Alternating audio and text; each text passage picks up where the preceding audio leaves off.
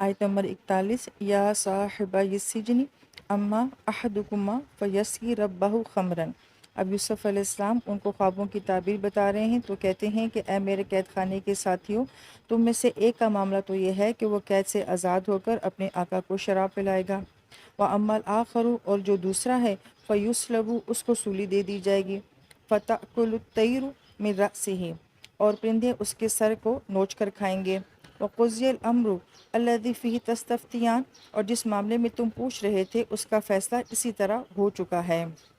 اس آیت میں یوسف علیہ السلام کس قدر حکمت کے ساتھ خوابوں کی تعبیر بتا رہے ہیں۔ ایک کی تعبیر اچھی نہیں ہے اور ایک کی تعبیر اچھی ہے۔ اب آپ نے سچ بھی بتا دیا ہے مگر مینشن نہیں کیا ہے کہ کون سی تعبیر کس کے لیے ہے۔ اور اس طرح خواب بتانے میں بہت ساری حکمتیں ہیں جو ہم تفسیر میں پڑھتے ہیں، مگر یہ دیکھیں کہ یوسف علیہ السلام کی کمال حکمت یہ ہے کہ آپ نے دونوں کی امید کو مرنے نہیں دیا۔ دونوں میں سے ہر کوئی یہ سوچتا ہوگا کہ شاید میں ہی زندہ بچ جاؤں۔ تو کسی مشکل بات یا معاملے کو سامنے والے کے سامنے کیسے پیش کرنا ہے، یہ اس کی خوبصورت مثال ہے۔ پھر آیت میں تستفتیان کا لفظ آ رہا ہے، اسی سے لفظ فتویٰ بھی بنتا ہے، تو گویا کہ خواب کی تعبیر بتانا ایک فتوے کی طرح ہے، کیونکہ جس طرح کی تعبیر بتائی جاتی ہے خواب ویسے ہی ثابت ہو جاتا ہے۔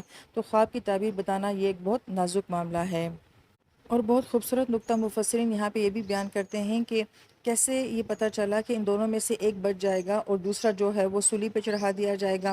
تو جو سر پہ روٹیاں جمع کر رہا تھا اس کی عادت جمع کرنے کی تھی، تو جمع کرنے والا اپنی زندگی میں مارا جاتا ہے، اور دوسرا شراب پلانے والا تھا۔ اگرچہ شراب حرام ہے مگر گویا کہ اس میں تقسیم کا معنی پایا جاتا ہے، دوسروں کو پلانے اور دینے کا معنی پایا جاتا ہے، تو جو اپنی زندگی میں کسی کو دینے والا ہوتا ہے وہ آزمائشوں سے بچ جاتا ہے۔